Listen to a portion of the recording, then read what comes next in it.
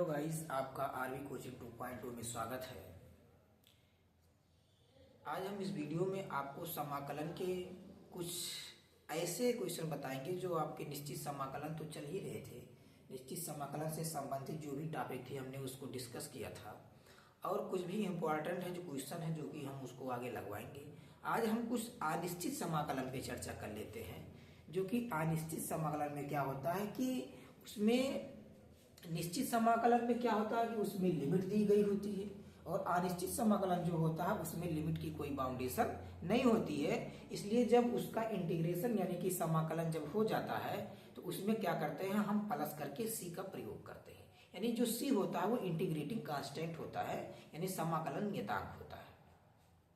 तो हमारे पास आज का जो हमारा क्वेश्चन है यानी समाकलन का, आज हम डिस्कस करेंगे अनिश्चित समाकलन। अनिश्चित समाकलन,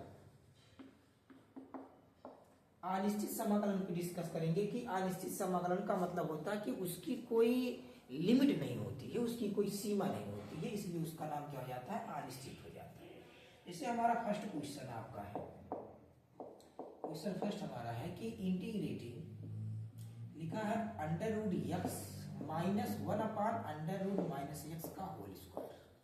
ये हमारा क्वेश्चन है, यानी कि under root x minus 1 upon under root पूरे का होल स्क्वायर है और इसका हमें क्या करना है, समाकलन करना है।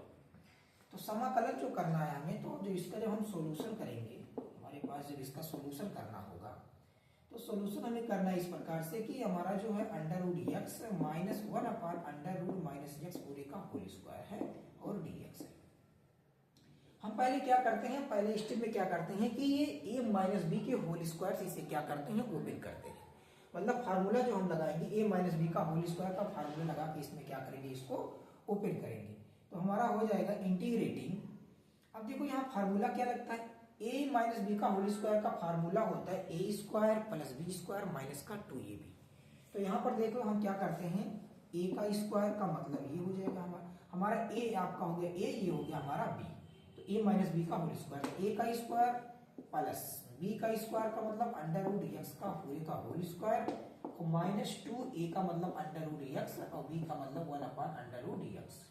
ये हमारा हो गया और हो गया यहाँ पर dx। ये देखो अंडर रूट एक्स से अंडर रूट एक्स कट जाएगा। यहाँ पर हमारा क्या हो जाएगा कि अंडर रूट पे जब स्क्वायर है तो ये स्क्वायर और रूट दोनों हट जाते हैं।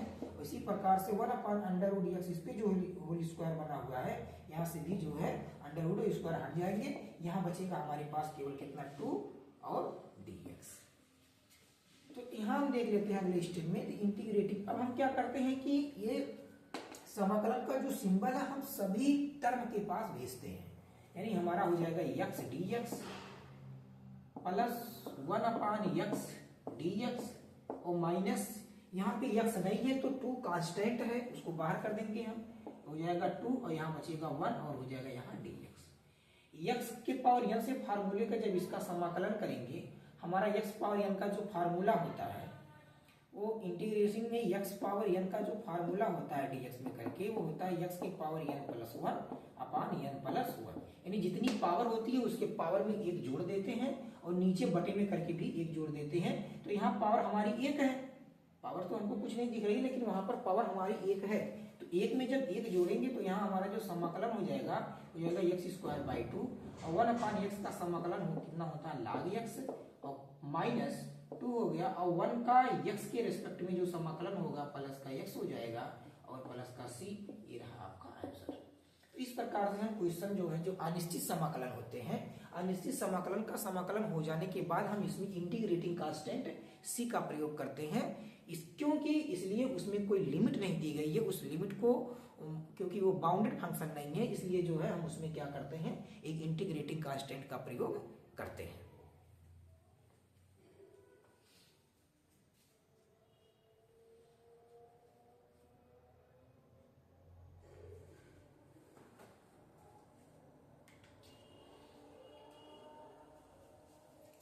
इसी प्रकार से हमारा नेक्स्ट एग्जांपल है,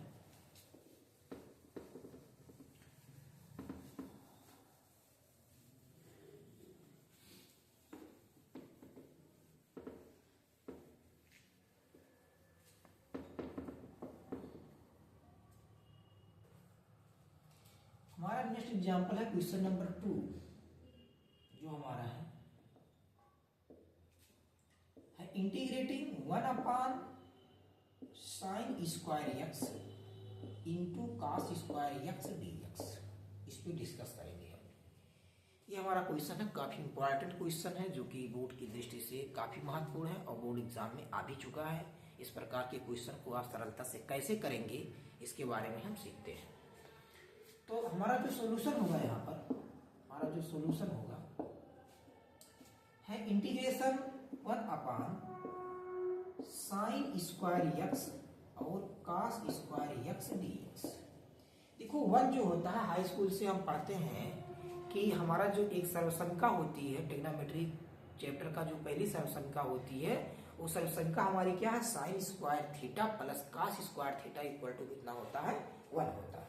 इसलिए हम 1 की जगह पर उस सर्वसंख्या का प्रयोग कर लेंगे, साइन स्क्वायर एक्स और प्लस कॉस स्क्वायर एक्स अपान में हो जाएगा साइन स्क्वायर एक्स इंटू क्या हो जाएगा कॉस स्क्वायर एक्स dx। अगले स्टेप में हम क्या करते हैं, हम ये जो sign square x into cos square x है, हम इसको साइन के बटे में एक बार करेंगे और एक बार किसके बटे में करेंगे, कॉस के बटे में करेंगे। तो हमारा हो जाएगा साइन स्क्वायर एक्स अपान sign square x into cos square x plus अगले स्टेप में हो जाएगा कॉस स्क्वायर एक्स अपान sign square x into cos square x और हो जाएगा dx। आगे देखते हैं, यहां से साइन स्क्वायर से साइन स्क्वायर कट जाएगा, यहां से कॉस स्क्वायर से कॉस स्क्वायर कट जाएगा। तो बचा हमारा क्या, 1 अपान कॉस स्क्वायर एक्स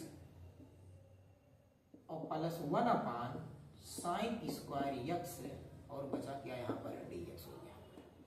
1 अपान कॉस जो होता है सेक होता है, यानी कि ये आपका हो जाएगा सेक स्क्वायर एक्स और प्लस यहां पर हम समाकलन का सिंबल भी भेज देंगे। 1 अपान साइन क्या होता है, कोसेक स्क्वायर एक्स, यहां पर भी dx लग जाएगा और यहां पर भी dx लग जाएगा। सेक स्क्वायर एक्स का जो समाकलन का फार्मूला वो होता है tan x और कोसेक स्क्वायर एक्स का जो फार्मूला होता है वो माइनस का क्या होता है, cot x प्लस का c, दैट इज आंसर। इस प्रकार से हम जो अनिश्चित समाकलन होती हैं उनको बहुत आसानी से कर सकते हैं। और ये अगर मेरा बताने का तरीका या मेरा समझाने का तरीका अगर आपको अच्छा लगता है, अगर आप चैनल पे नए हैं तो चैनल को सब्सक्राइब कर लें और इस वीडियो को अपने दोस्तों के पास ज़्यादा से ज़्यादा शेयर करें ताकि उन लोगों को भी इस क्वेश्चन का लाभ मिल सके और अच्छे प्राप्तांक जो है बोर्ड की दृष्टि से और बोर्ड एग्जाम में वो अच्छा परफॉर्मेंस कर पाए।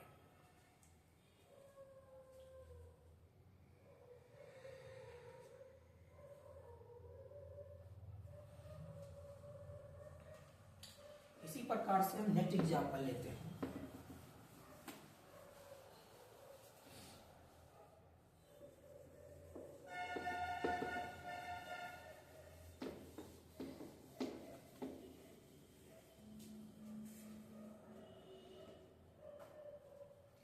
एग्जाम्पल हमारा है sine square x minus cos square x अपान sign square x into cos square x dx। ये क्वेश्चन हमारा हो गया आपका। तो सॉल्यूशन पे आते हैं हम इसके। ये हमारा हो जाएगा sign square x minus cos square x अपान sign square x into cos square x dx।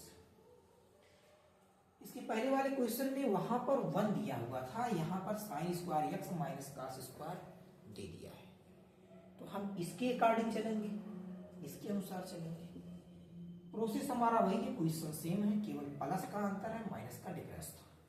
तो यहाँ पर हम क्या करते हैं, एक बार साइन के बटे में इन दोनों को करते हैं, एक बार कॉस के बटे में इन दोनों को रखते हैं। तो हमारा हो जाएगा साइन स्क्वायर एक्स अपान sign square x into cos square x minus cos square x अपान sign square x into cos square x और फिर हो जाएगा dx। साइन से साइन कटा, कॉस से कॉस कटा, आया आपका क्या 1 अपान कॉस स्क्वायर एक्स माइनस 1 अपान साइन स्क्वायर एक्स और dx। आगे देखते हैं हम वन अपान जो कास होता है वो सेक होता है, यहाँ पर सेक स्क्वायर एक्स बन जाएगा dx माइनस ये बन जाएगा one upon cosec square x dx, क्योंकि वन अपान साइन का जो फार्मूला होता है वो क्या होता है, कोसेक होता है। सेक का जो समाकलन होता है सेक स्क्वायर एक्स का वो होता है tan x माइनस, और उसके बाद में यहाँ पर जो कोसेक स्क्वायर एक्स का जो होता है समाकलन वो होता है माइनस का काट एक्स और प्लस का सेक हो जाएगा। तो हमारा अगली स्टेप में हो जाएगा tan x और माइनस माइनस हो जाएगा प्लस काट एक्स और plus C, that is answer. तो इस प्रकार से आप समाकलन के क्वेश्चन को बहुत आसानी से, बहुत सरलता से आप कर सकते हैं। अगर आप मेरी चैनल से जुड़े हुए हैं तो आपको इसका फायदा जरूर मिलेगा और आपका जो है बोर्ड में अच्छा अंक भी प्राप्त होगा। अगर मेरे साथ इसी प्रकार से आप क्वेश्चन को बार बार रिवाइज करते रहेंगे तो आपका कॉन्फिडेंस बढ़ेगा, जिससे आपको क्वेश्चन एग्जाम में सरलता से लग जाएंगे।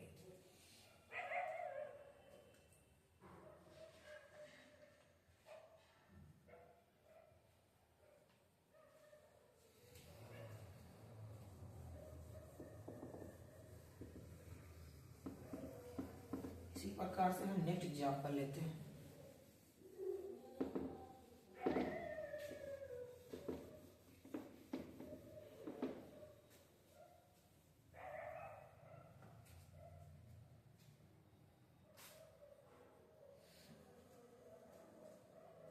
बार हमारा है लिमिट 1 से √3 और फिर है 1/1 प्लस एक्स स्क्वायर dx। ये हमारा निश्चित समाकलन, यहाँ पर हमारा एक क्वेश्चन हम निश्चित समाकलन से लेते हैं। तो लिमिट हमारा 1 से √3 हो गया, 1/1 प्लस एक्स स्क्वायर dx। काफी इंपॉर्टेंट क्वेश्चन है जो कि आया हुआ बोर्ड एग्जाम में आया हुआ क्वेश्चन है। अगले स्टेप में हम क्या करते हैं कि 1/1 प्लस एक्स स्क्वायर का जो समाकलन का जो फार्मूला होता है वो होता है 1/a। अब यहाँ पर देखो, यहाँ पर a square plus x square का फॉर्म होता है, तो a की जगह पे 1 दिया हुआ है, तो हमारा हो गया 1/a होता है, a की जगह पे 1 दिया है तो वहां पर हम 1 कर लेते हैं। फिर होता है tan इनवर्स, फिर होता है x/a, a का मतलब 1 हो गया और हमारी लिमिट कहाँ से कहाँ चल जाएगी, 1 से √3 हो जाएगी। तो ये तो आपका बना बचा वही क्या, वो tan इनवर्स x ही बचा, जहां पर लिमिट आपकी कितनी है 1 से √3। लिमिट ले लेते हैं, एक बार हम रखते हैं tan इनवर्स यहाँ पर √3 रखेंगे, एक बार माइनस का tan इनवर्स कितना रखेंगे 1 रखेंगे। तो ये tan इनवर्स आपका हो जाएगा, ये tan कितने डिग्री का वैल्यू है, tan 60 यानी π/3 का वैल्यू है, और माइनस का ये tan इनवर्स और ये कितना हो जाएगा tan π/4 यानी 45 का मान 1 होगा। tan से tan कैंसिल हो जाएगा तो ये बचेगा π/4 और माइनस का ये बचेगा π/3 है यहाँ पर और यहाँ हो गया π/4। क्रॉस मल्टीप्लाई करके सॉल्व कर लेते हैं तो 4π और माइनस का 3π/12 यानी घटाएंगे तो हमारा आंसर कितना आएगा π/12, दैट इज आंसर। तो इस प्रकार से हम क्या करते हैं, क्वेश्चन को बहुत आसानी से सरलता से सॉल्व कर सकते हैं। तो अगर आपको ये मेरा मेथड, ये मेरा तरीका, ये मेरा बताने का अंदाज अगर आपको अच्छा लगा तो आप जो है वीडियो को ज़्यादा से ज़्यादा अपने दोस्तों के पास शेयर करें। अगर आप चैनल पे नए हैं तो चैनल को सब्सक्राइब कर लें।